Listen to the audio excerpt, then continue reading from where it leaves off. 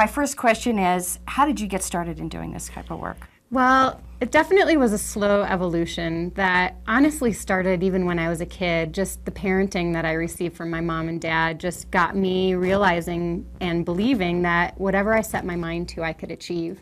And I went on to work at a summer camp for 10 years called Camp Echo Lake. And at the camp, there was just this emphasis on seeing your potential and believing in yourself, believing in the kids. And that just really turned me on to the idea of helping people see their potential, overcome limitations, and to really step into their fullest life. And I went on to do a master's in experiential education, which basically just means learning through doing, where my focus was on the transfer of learning. So really helping people take learning from an environment into their life so that it would be lasting. And through that, I just continued to fuel the fire, and I then found a program for holistic health where I was certified as a holistic health counselor. Wow. And through that time, then I started doing yoga. And after I started practicing, it completely changed my life and the course of my life. So then I started teaching yoga. So all of it kind of unfolded, a layer at a time, but all culminated as tools for transformation, which now I'm just really fired up to share. And I have been sharing for about 10 years. Beautiful.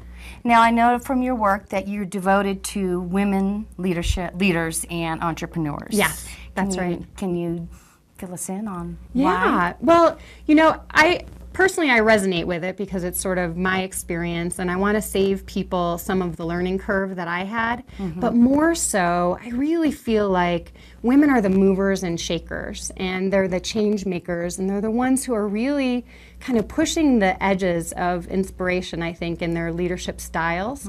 And in conjunction with that, I think women are just naturally intuitive, and for them, the leap to soul or listening to their inner wisdom is a little bit shorter of a leap. And my experience is that when people listen to their soul, when they pursue their passions and the things that they're most gifted at, then they're really able to create transformation for others. And so I just I'm really focused on women because I feel like the time is right, and they're really in a beautiful position to start shifting into sharing that with others. So in promoting to women, or that's your target on who you work with. Yes. So what is unique about your work and your style to all of what's out there right now? Yeah.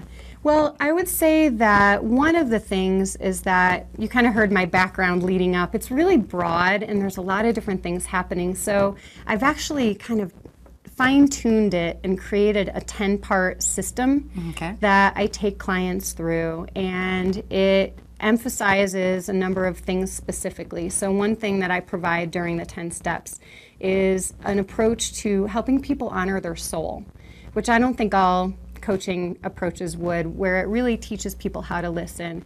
I also have a strong emphasis on organization and systems. So it's not just talk, but it's really about fine-tuning and getting really focused, and that leads into being strategic as well.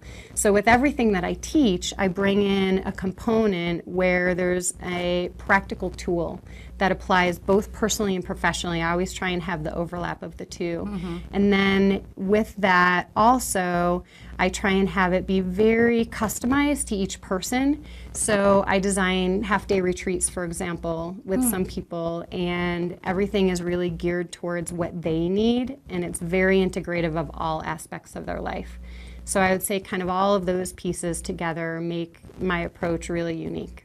So, and just so I'm following what you're saying, especially with all your background, you could have design something for someone that touches all areas of their life, Absolutely. Not just, whether it be career. Right. Which what a lot of coaching is primarily toward career or business. Right. And I think for me especially, it's like, well, that's great, but, I've got several other parts to me. Absolutely. And how do you, kind of put it all together?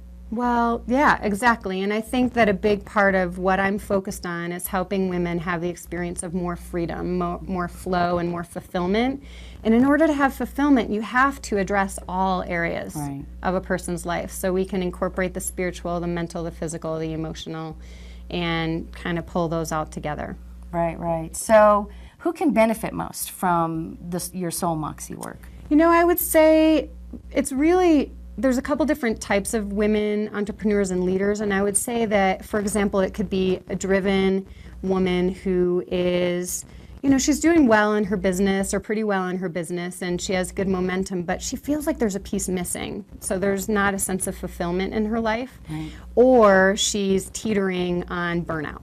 And there could be another type of driven woman who's actually just rocking it out, but she wants to blow the lid off and like do some other big part of her life. So it could be personal or professional. So maybe it's, personal, where she wants to set up a trip where for a month she can travel internationally but also do her work.